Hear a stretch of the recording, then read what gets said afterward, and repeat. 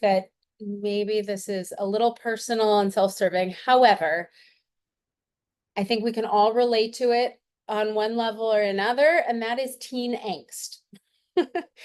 I'm just kidding. It is not actually something I deal with too often, although I do live in a house of teenagers, but the Torah actually has to talk about it. So before we get to the Torah, we all know, because whether you have had teenagers or you've been a teenager, or you just have been around teenagers, this is something that exists. Where does it come from? First of all, is it a myth? Where does it come? And if it's not, where do you think it comes? Talk to me about what you know about this subject that is near and dear to my heart.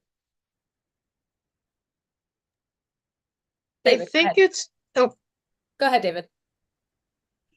Well, I think it comes of being in a transitional phase from a simple life to a more complex life as an adult, and you don't know what's coming. And so it engenders all sorts of fears and hopes and things that are mismatched with each other, and it ends up being angst. Right. Which is, I mean, this is what the teenage whole this stage of life is. And keep in mind, the whole developmental stage of the teen years is relatively new. It didn't exist when, before the modern era, people would turn functional and they'd be adults. They'd be out they'd be working. So this is maybe this transition time, you're right, is huge for us in our society, but didn't always exist. Merle, go ahead. I think, yeah, it's transition, but I also think it depends on the teenagers' lifestyle as far as what they do or don't do. I think school expectations have a lot to do with it. I think a lot of teenage stuff, from what I can remember and what I'm seeing now, is just a matter of trying to express yourselves. And how do you express yourselves, and what do you express? What are you expressing? And I think that it depends on how it's received. Right. So yes, self-expression, transition, societal expectations. By the way, I think it's not so easy to be a teenager these days. Yes, Douglas. I think that growing up now is a lot harder than it was when I was young. I think the kids are a lot meaner to each other, physically and verbally, and not only in person verbally, but social media verbally. Yeah, social media plays such a huge role that I think the adults, even if we are watching them with it, we can't appreciate the role that it plays and the pressure that it can put on. Bullying. It happens. It happens. And I don't remember it happening when I was growing up. I don't remember when Sharon was growing up. It seems more talked about now. I think society has changed a lot of things that I'm not sure I ever really knew about growing up. Right. Yeah. I mean, it's a different world. Ben. Thank you, Rabbi.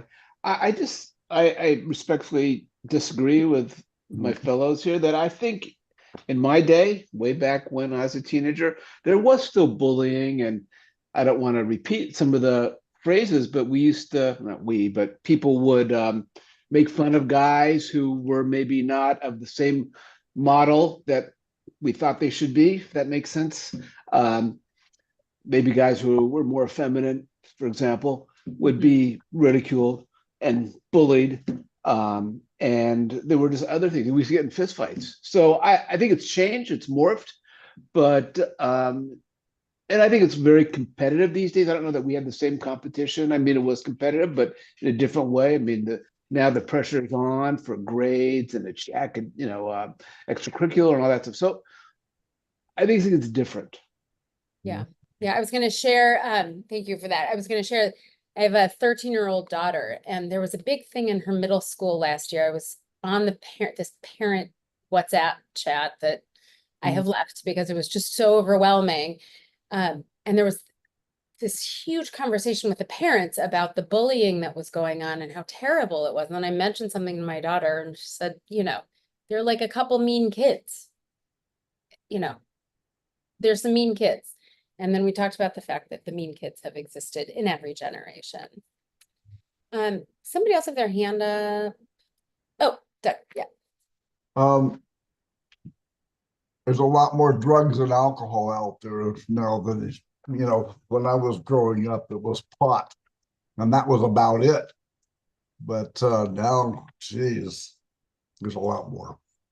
It seems like everything is very intense. And it seems like, and from what I'm hearing, this general dynamic has been around for a long time, of this transitional period between childhood and adulthood.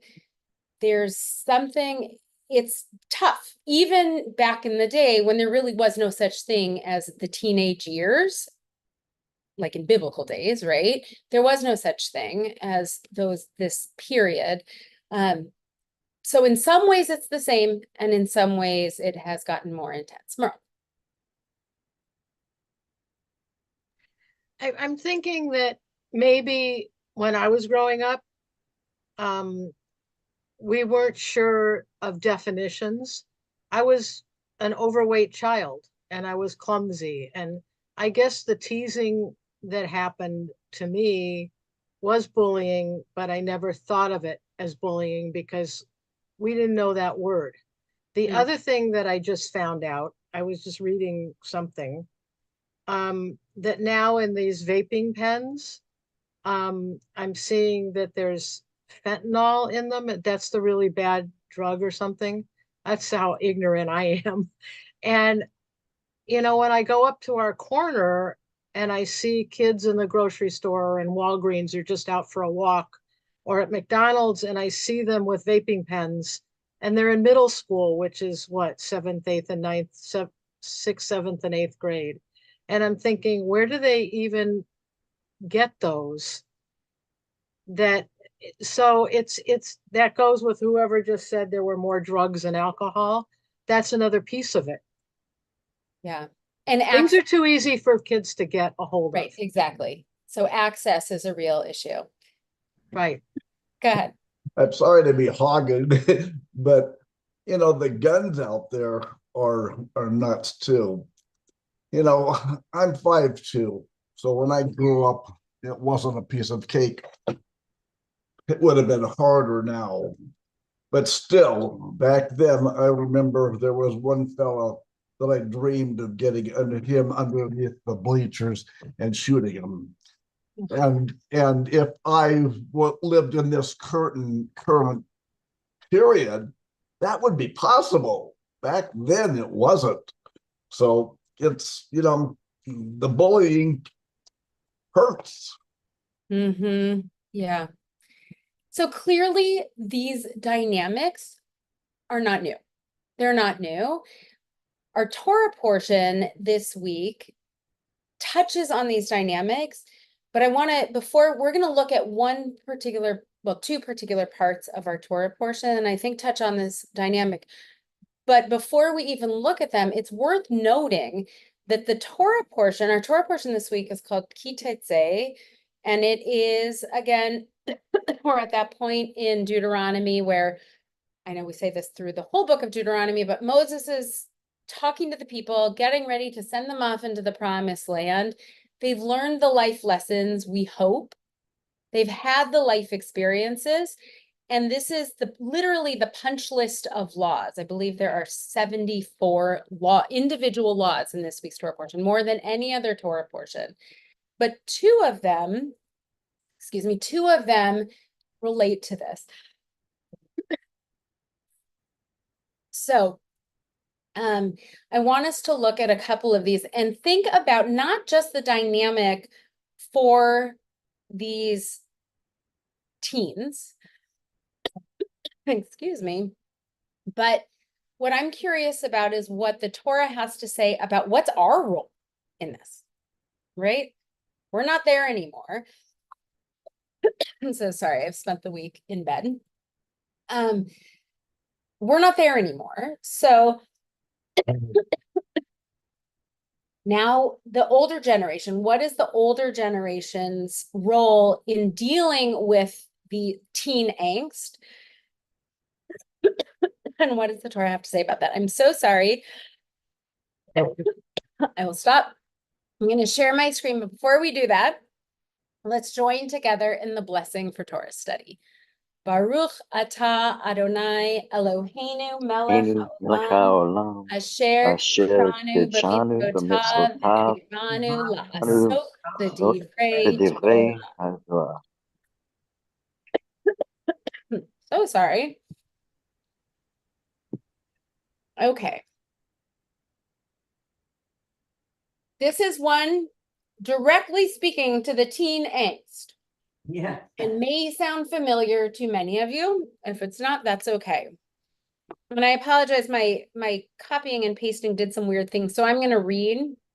Some of the English got turned around because of the Hebrew. If a householder, meaning the adults, and of course they're talking about the men, but if a householder has a wayward and defiant son, a ben sorer or moreh, who does not heed his father or mother and does not obey them, even after they discipline him.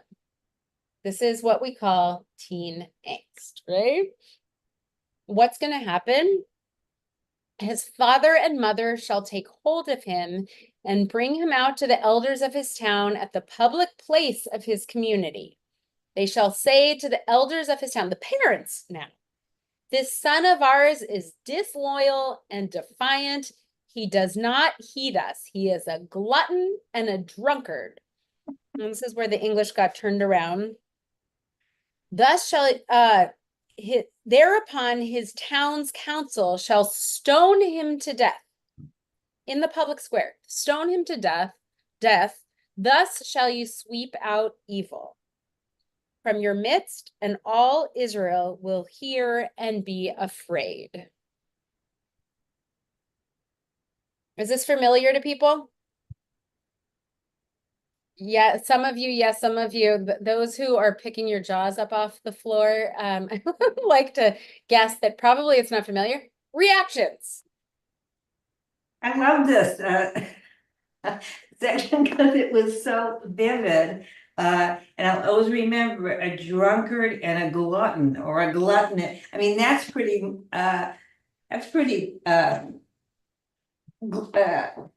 strong words. And then Strong, also, graphic. I mean, talk about airing your dirty laundry, right? yeah.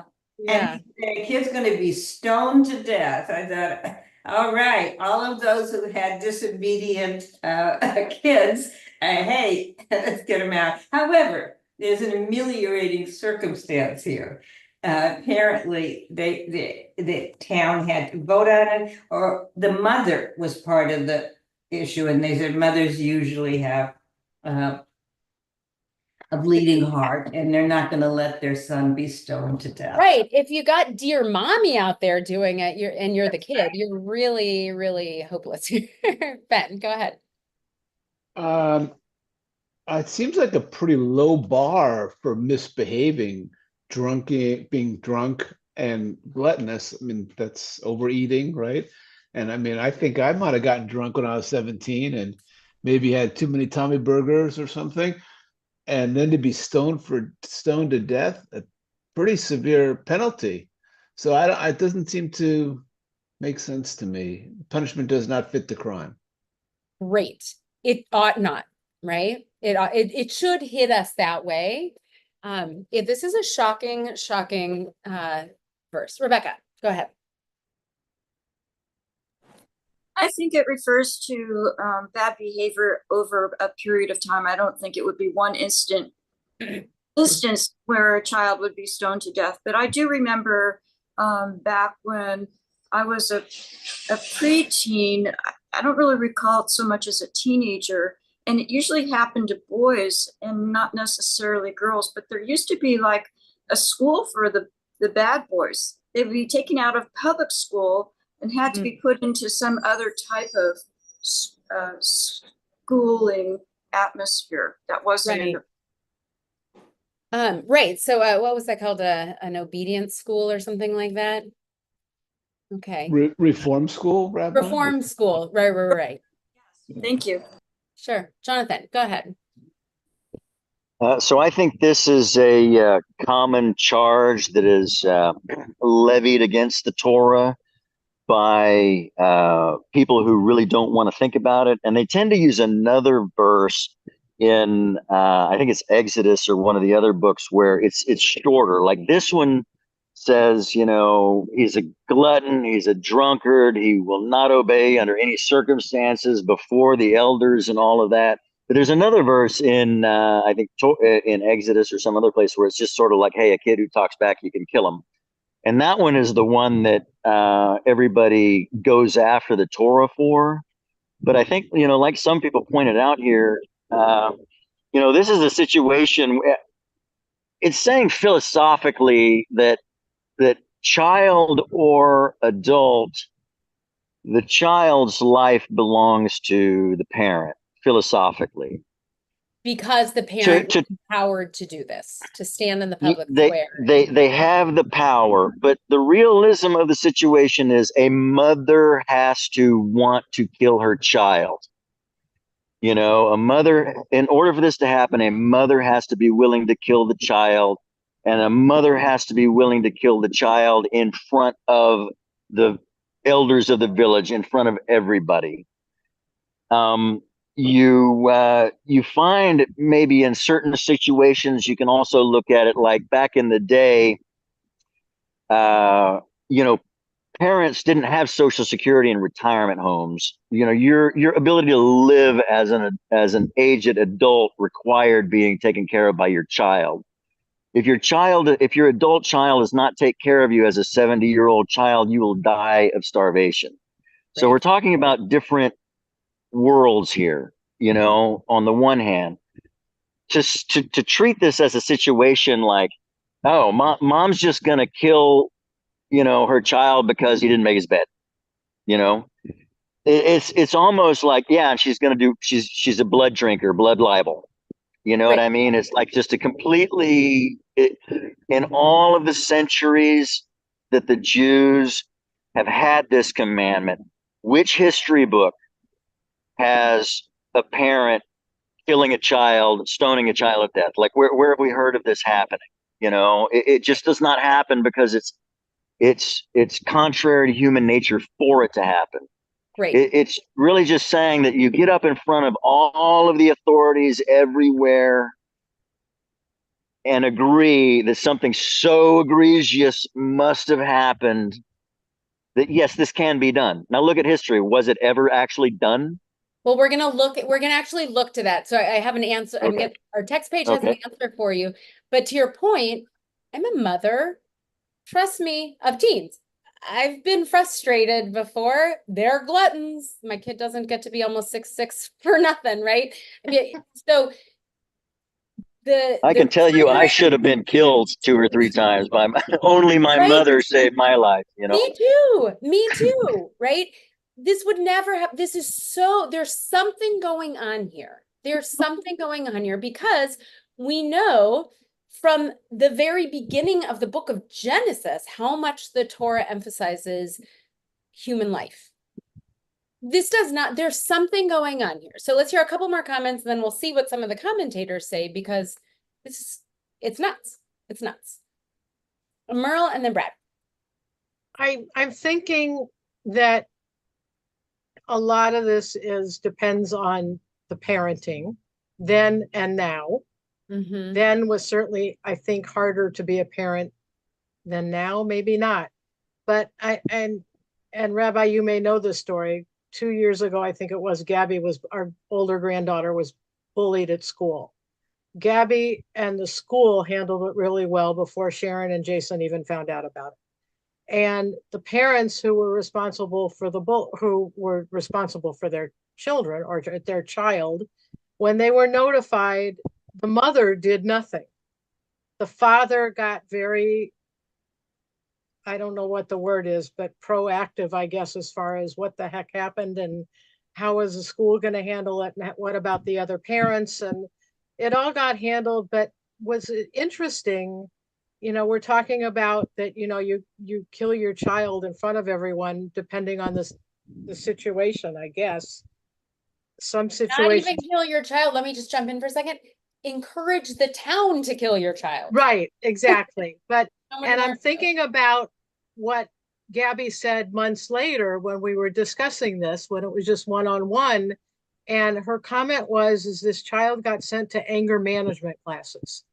And the school said to both children that were involved and to the parents, what may happen is if we catch you doing this again, you'll not only be kicked out of this school, but you'll be kicked out of all Scottsdale schools. And it's not that all Scottsdale schools are, above, they're not all superior. There's different parts of Scottsdale, but the principal's reaction was, we're going to, if you do this again, you're out of the school district. You're not just out of the school.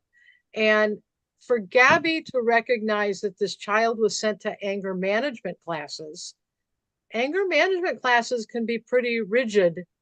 I don't know what goes on in them, but I can imagine an 11 or a 12-year-old child being put in these classes, and who is she in these classes with? So I it think sounds that to me like the way it was handled was that there was the threat of a legitimate consequence. right. And if the motivation to act like a complete angel isn't Maybe. internal, it needs to be external. Right. And I'm thinking that, thousands of years ago, to do this in front of your whole community, in front of the whole town, in a way, you have to do something. And if that was the only way to do it, I'm not sure I can buy into the killing part, but, who knows? We weren't around then. Yeah. And hopefully now in today's world, we've come up with more reasonable ways to manage it. Reasonable, and I would argue productive. Brad. Yeah, I can you hear me? Yeah. I think you have to situate this within the Parsha, which is one that is preoccupied with purity. This is the same Parsha where we're told not to mix linen and wool. And this is an extreme example here of the ideal of purity. And the importance of maintaining a pure, ethical community, and yes, it's couched in extreme language, but the unifying theme throughout the particular Parsha is one of ethics and purity. Thank you. Thank you. Absolutely. 100%. And yes, it needs to be pointed out because as opposed to the linen and wool, which you're right, and mixing different kinds of animals and things like that, that are a little harder to point to this notion of purity. This one on one level, this law on one level is more obvious because this is about ethical behavior. On the other hand, there's so much else going on in this, it's hard to even come back to something as basic as what you just said. Susan. So I think that we have to look at the bigger picture here. What was the cause? It's not only a glutton, which may not be worthy of stoning if you go on a diet instead. But I think it's the child's not obeying the parents, not respecting parents, and in this whole ethos here, where we have observed the Shabbat, but also honor your mother and father. Parents are looked at as agents of God because they're creating life as well. And you need to honor the parents as well as God's. And I think, I mean, this, Brad mentioned purity, but I think it's also ethical behavior. And the kid was apparently not very ethical, but they put it in such an extreme way. That's why I loved it, because it was so egregious and funny in many respects too. I mean, with the kid being a glutton. Right. But I think it's the bigger picture we have to look at. And I'm glad, yeah, I'm glad you pointed that out, because it is. I mean, I was watching the Zoom screen when I read it, there were chuckles. I mean, it's so egregious. Both, I suppose, the glutton and the drunkard, although we've already unpacked the fact that that doesn't seem, I mean, sure, we don't want our kids to overeat or underage drink, you know, but what's really outrageous, because it doesn't fit with our sense of reality, is the punishment. Does the punishment fit the crime? If you leave it on the surface level, I would argue not at all. Not at all. But like you said, there's something bigger going on here. So let's look at some of the commentary. And believe it or not, and maybe this has to do with, I want to come back to the purity idea. There is a certain power to this Torah portion coming at this time of year on our calendar. So hopefully we'll get there, because there's a reason I picked this of all of the many laws. Okay, so here's a bit from the Talmud that tries to explain this, because it's too hard to understand. It's so strange why the Torah that values human life and values the relationship between parents and children would put this out there. It's taught in a baraita, an additional offering, an additional teaching that further elaborates upon the words of the Mishnah. Here's what it says. Rabbi Yossi HaGalili, Rabbi Yossi from the Galil, says about this, it's simply due to the fact that the boy ate a tartamer of meat and drank a half log of Italian wine, that the Torah states that he shall be taken out. Is it, I think it's supposed to, is it because of this that the Torah said that he shall be taken out to the court to be stoned? And in case you're wondering about a quarter log and a tartamer, I looked them up because I did not know myself. A quarter log is about a quarter of a liter.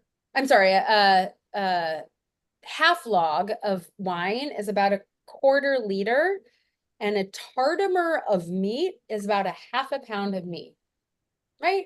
So you go and you get the value size meal at the burger place down the street, right? That's what we're talking about. It's maybe a lot, but not, I mean, we're not talking about eating the entire buffet of meat and drinking the entire keg of beer, right? So is this what it's really about? And then the Talmud goes on, rather, the Torah penetrated the ultimate mindset of the stubborn and rebellious son and the inevitable results of his actions, and is understood that he will continue on his path, and in the end, he will squander his father's property, and then seeking the pleasures to which he had become accustomed but not finding them, he will go out to the crossroads and rob people. So, stop to unpack that for a moment. What is the Talmud saying about what's actually going on here? Ben, go ahead. I saw you laughing about the meat and the wine size. Well, a quarter of a liter of wine, that's not much at all. I mean, this is some kind of a gateway transgression. So, you start here and then it's gonna go, but at face value, as I said, it's the big, supersized meal at Mickey D's, and maybe a quarter of a liter is about 8 ounces or something, plus or minus. It's not much. Exactly. So, but I love that phrase. That is our phrase of this session. It is the gateway transgression, right? This is the gateway transgression. Okay, so this child has violated the gateway transgression. And what's his consequence? Correct. by the entire town, encouraged by his parents, even his mother. It still doesn't make sense, right? There's something still going on here. And so I can't remember who it was who said it before. I can't remember if it was you, Jonathan, that has this ever actually happened? Well, Rashi says, Rashi continues, the stubborn or wayward and rebellious son is punished not for what he is, but for what he will eventually become. And the Talmud, and of course, Rashi is commenting on the Talmud that ultimately comes back and says, Rabbi Shimon said, there never has been a stubborn and rebellious son who was executed, and there never will be in the future. Why then was the law written? God said, study the passage, and you will receive reward for doing so. Okay, this doesn't happen. Sorry to waste your time. This has never happened. It never will, according to the Talmud. But God is telling us to study it, and that is our reward. So what's the reward? What's this all about? Well, it's also a caveat to the rest of the town. It doesn't say he was stoned to death. This is just the command, and nowhere does it says that he actually was. But what the closing line is, you'll sweep out evil from your midst. And that recurs a lot in the Torah for various other transgressions. And all Israel, and then also with the community, that all Israel will hear and be afraid. So like, I don't want this to happen to me. You're not just killing him in private and putting him in the icebox. Right. You know, the Torah is very clear in the multiple places that there's some sort of imagery that's put forward about the town square, or through the book, the end of Exodus and through Leviticus and even Numbers, there's a lot about the entrance to the tent, meaning that public space. The Torah is very intentional when it talks about public space. What's the purpose of something happening in public space?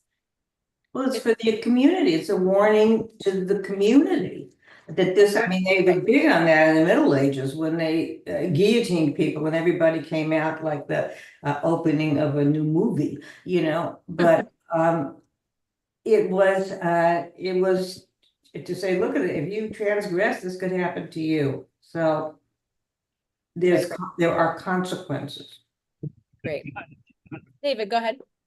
But I'm not quite computing here. So my answer to that would be, it's not a warning. I mean, I suppose it is implicitly, but it's that the community be aware of something. Because we're saying, here's this very stern punishment. That never happens. Study it. Why? What are we supposed to study? Go back to what you're saying. It seems to me one of the things it is suggesting is that there is inherent rehabilitation and reformation in people. Many people at the beginning of this conversation today talked about their own childhoods, their own teenage years, their own drinking a little too much and driving a little too fast. Well, they seem to be rather sober adults in Torah study right now. You reach a the rebels of Torah study. That's right. You get past, so that maybe what God is saying is study this and realize that there is going to be growth past this moment. And as a community, we have to be aware of that. Beautiful. And that goes back to what you were saying at the beginning about the teenage years in general. This is a transitional time when we know that transitional times, whether it's in the course of a lifespan or in the course of a year, that our tradition has always been very tuned into the fragility of transition, that anything can happen during these transitions, and they need to be handled with such care to make sure that what comes through on the other side is ultimately what, in this case, what God is intending. So, any other thoughts? Okay, I want us to look at we're going to look at another verse from this Torah portion, still within this Torah portion. Rabbi, I guess I did have a thought about this. I haven't clearly formulated it. I hear somebody talking, but I can't Are hear you muted? I'm sorry, Rabbi. Oh, go ahead. Can you hear me now? Uh-huh. This thought isn't totally clearly formulated, so I apologize. But if the goal of this story is that, the goal is to somehow inspire ethical behavior in the people. And if that is the goal, then a public shaming seems to be a odd motivator for ethical behavior. And that doesn't seem particularly Jewish to me. So it's hard for me to get my head around that idea of shaming is a motivator to ethical behavior. Thank you. Right. This is deeply, deeply disturbing. And I want to pick up on this notion of motivation, this being a motivator. I think one of the questions we need to ask ourselves is, who is being motivated here? Or what's the goal? Who are the ultimate, who is this law trying to motivate? Is it the wayward and defiant child? Is it the parents who have raised a wayward and defiant child? I'm going to just come to the defense of the teens' parents right now. Or is it the community as a whole, right? Or somebody or someone else? One of the things we haven't fully unpacked, and we might not have time to now, and that's okay, excuse me, is what is the role and responsibility of the parents in this situation? We've talked about what it must take for the parents to bring their child into this horrible situation. I can't even fathom it. But what's their responsibility in this child behaving this way? Anyway, so we may or may not get to that. But Ben, go ahead. Well, I apologize that I've got so much to say on this one, but one, I'd answer your question. I think the audience would be that child as sort of a scare tactic, behave or else. But what I don't understand is, I think you said, Rabbi, that this was actually never carried out. So, and one of the leadership skills I've learned, you do have to sort of act on the, I'll say threat, but the rules. Otherwise, they lose their oomph. And I'm having trouble with this section, with all due respect again. Why would God give us this message in the Torah that is such a riddle? I mean, I know there are riddles in the Torah and we have to figure things out, but this one, to this person, doesn't make much sense. I'm glad you asked. And if I had an easy answer, we would probably be looking at a different section. I don't know. Although perhaps part of the answer is, and this is my take, the next verse we're going to look at maybe has a little opening to try and find an answer. But of course, I just pulled two different verses from this Torah portion. So I'm not sure. Let's see at the end if we have any answer to your question. Jonathan. Well, so I think, I don't know if it's necessarily about shaming as it is just about accountability, and not so much for the son or only for the son, but also for the parents and for the elders. So again, not only does mom have to get to a point where she's going to kill her child, she has to explain that, or wants to kill her child, or she's not going to even want to, but feels like she has to kill her child.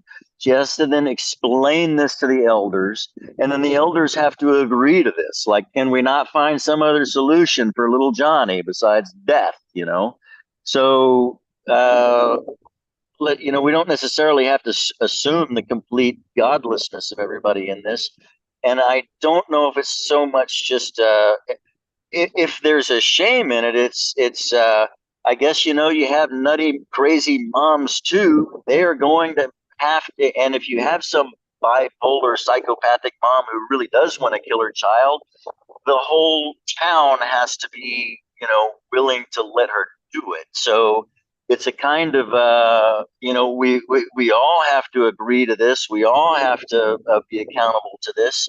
And maybe since where there's two Jews, there's three opinions. Maybe that's why it's never happened.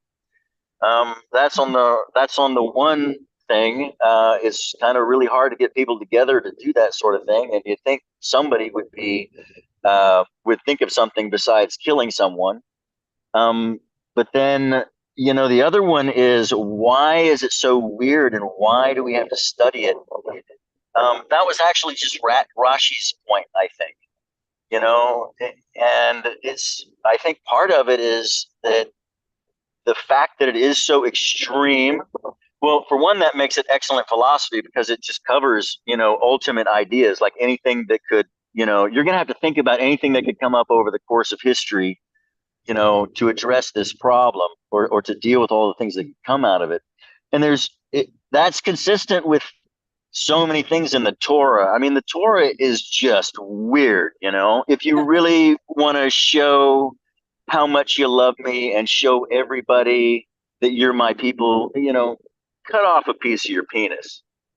You know what I mean? I mean, that is just something. I'm sorry, maybe that's a little bit too gross for this company. There are other things too. If you do something wrong, kill an animal. I mean, it's also outside of the box. That it's designed to make you really think and make you come up with anything that a person could come up with. All the rabbis throughout all the history have been forced to address these just ultimately bizarre, things that come out of some of these laws. Don't boil a baby goat in its mother's milk. You got to think about that all your life. Think about what all to come up with that.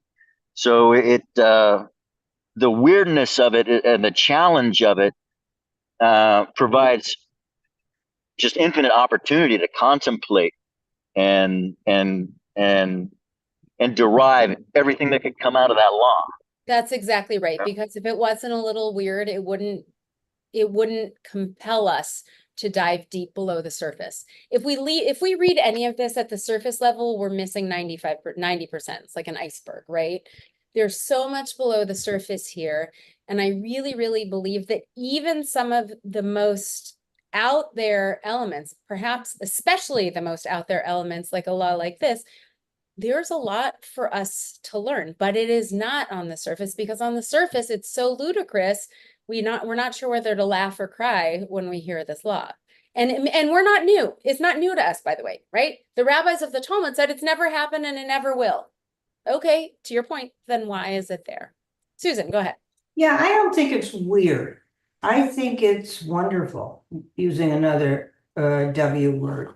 And I think that it doesn't, it causes, as well as Jonathan said, it causes us to think, but think of the bigger picture and think of nuances and the like too. When I go on vacation and in a hotel, there's the Gideon Bible there, and it is so boring. It just and also the Mormon one, which is weird, with all due respects, because it's other things. But this one really, I've been in Torah sessions and Talmud sessions, and it really causes us to think and to think of moral consequences. And I think it's just beautiful, wonderful rather than weird.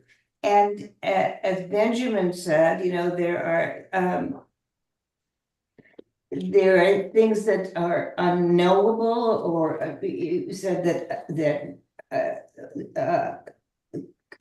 I mean, like Eldad and Medad, and going into trances, and others going into trances. And then why was Korah, how did it happen with Korah getting the earth opening and so on? There's so many passages in these thousands of pages that cause us to reflect and to come up with with underlying and overlying kind of reasons, the bigger picture and why this was. So that's my defense. Wonderful, to use your word. Merle. Isn't this why we study Torah every year? Because the world is always changing. We're always changing. And I think that from when Torah was written to now, I mean, every time I study a Parsha, I'm thinking of, why is this different than when I studied it last year? What's different in my life and others' lives in this world, that I think the reason I don't find it weird, because things are constantly changing. Great. And it gives us something to think about as to what it's all about. Great. Thank you. This is why this is the band of Torah study rebels out here, right? Engaging. So I want us to look at another verse. Some overlap, but a little bit different. And remember, the question that we haven't really tapped into yet is, what is the accountability here for the parents? Or where does the accountability lie for this wayward and defiant son? Not exactly a direct answer, but regardless, we're going to skip. So what we just read is towards the beginning of the Torah portion. Here's a law from the end of the Torah, toward the end of the Torah, not the exact end. Parents shall not be put to death for children, nor children be put to death for parents. Every man shall be put to death only for his own crime. Okay, so if we read this law, this one, I'm not seeing people laughing or jaws dropping to the floor, right? We're accountable for ourselves, right?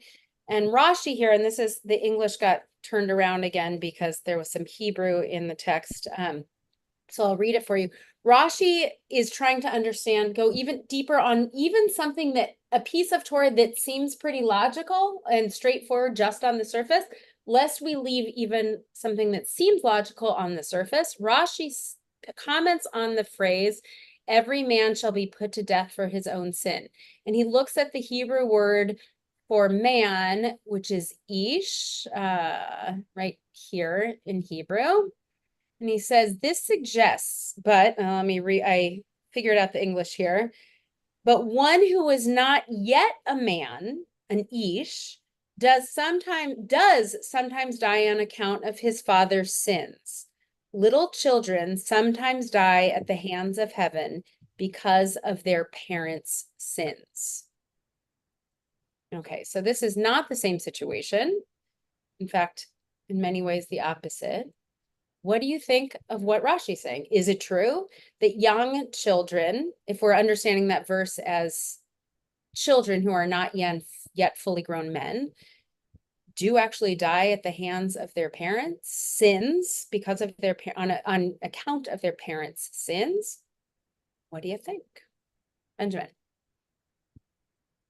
Thank you, Rabbi. Well, I think that happens, unfortunately, all the time. We just have a story this week in the news of somebody drunk in their car and sitting and overheating, and the child died. And so, yes, children do die for their parents' sins. But on the flip side of that, I think we do see accounts today in our judicial system where parents can and are punished for the sins of their children. These terrible school shootings where the gun is in the house, well, the parents are also held accountable. So I don't know if they die, but punished. So I think I have problems with this one as well. Right. It's problematic, even if take any specifics out. Anywhere your head goes, there's a problematic way of it hurts to think about children and parents not being accountable for each other. And then the flip side, it also is hugely problematic to think about the correlation of children, younger children, teens, older children, and their parents, right? I mean, it's really tough stuff. Brad. Well, it was a trope in the ancient world that sins went passed from one generation to the next. I mean, that's the basis of much of Greek tragedy. However, in Judaism, I think there's a limit to the number of generations to which the sin passes. Is that not correct? I think it says somewhere else in the Torah, 2 generations or Well, something we're like actually that. about to look at that. So you're right. Your mind went the same Okay. place mine did. So it's actually a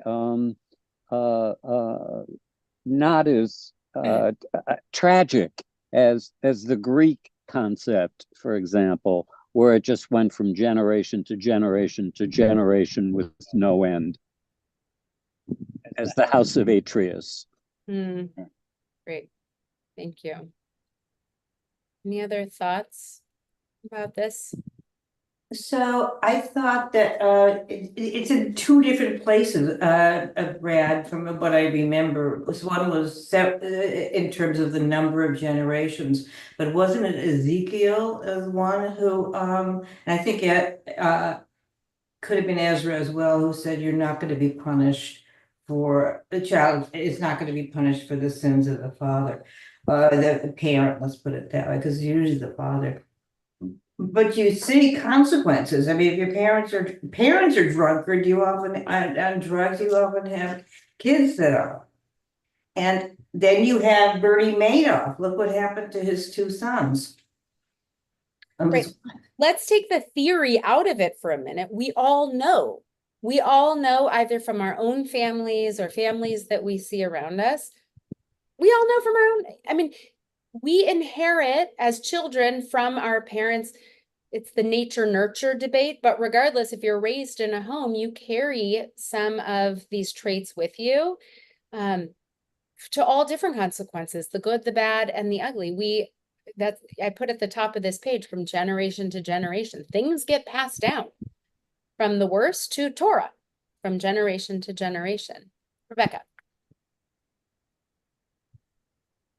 There's also the thought that, are we a product of our parents or our heredity or our environment? How much does the environment impose on our personalities and our way that we think about life? The environment outside our homes and the environment within our families as well. That's the nature nurture piece. There's one piece here that we haven't explored at all in terms of why this is here at all. Why is this law, the first one, I mean, actually both, in the Torah, in this section, which you were correct in saying this is a lot about purity and making sure that the Israelites were ready to pass through. We're talking about transitional times, right? They're getting ready to enter the promised land and settle the promised land on their own. They're kind of the preteens getting ready to enter into, cross over into independence. The element we haven't really discussed here is God. Where is God in all of this? And for that, I want to look to a different verse, and this has to do with the generations piece that you brought up, Brad. Skip back to the book of Exodus. And I'm going to go through this a little more quickly so we can get to the end. This is the part of the book of Exodus where Moses has gone up to the mountain. He has gotten the tablets. This is a Torah study crew, so I don't want to give too much away, but you've heard it before, right? He goes down. They've built the golden calf. He shatters the tablet. The Israelites were a band of wayward and defiant sons, right? They rebelled. They were dancing around they built the golden calf and were dancing around it. And in these couple verses, this is when Moses goes back up to the mountain to encounter God, to get the laws again. And what we read is this passage that might sound familiar. Adonai passed before him, Moses, and proclaimed, Adonai, Adonai, a God compassionate and gracious, slow to anger, abounding in kindness and faithfulness, extending kindness to the 1000th generation, forgiving iniquity, transgression, and sin, yet not remitting all punishment, but visiting the iniquity of parents upon children and children's children, upon the third and fourth generations. So I want to stop just for a moment. I'm watching the clock, but is that the part you were thinking of when you were talking about the multiple generations? Okay, Yes. great, great. So here is God who's not ready to let the Israelite people off the hook so much. There is an element that gets passed from generation to generation to generation. It's not forever, but 3 to 4 generations is not nothing either. Does that text sound familiar to anybody? And if you looked down on the page, you probably saw where I was going with this. That text also, I hope it sounds, if it's not familiar now, it will be a month from now, because we come to it over and over and over again during the High Holy Days in our liturgy. Except it's called the 13 Attributes of God. And it comes every time when we take the Torah out of the ark. It's part of the liturgy around the Torah service. Except, I want to look at it again. What I just read to you was the part from the Torah itself.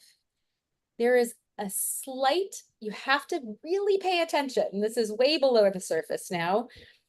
There's a slight change in the text when it appears in our Machzor, in our High Holy Day prayer book. And I want to see if you can see the difference. So I'm going to share my screen one more time. This is the version now from the Machzor. Adonai, Adonai, a God compassionate and gracious, slow to anger, abounding in kindness and faithfulness, extending kindness to the 1000th generation, forgiving iniquity, transgression, and sin, and acquitting. Pardon our iniquity and our sin, and take us for your own. And acquitting and taking us forward is a difference right there. So acquitting, and some of this is a translation. If we had the entire hour, we would look a little more closely at this. Some of it is just a translation thing. But yes, take us forward. The focus is on move us forward. Right. And what's missing there? David, go ahead. Go ahead, Brad. Is that where you're saying it?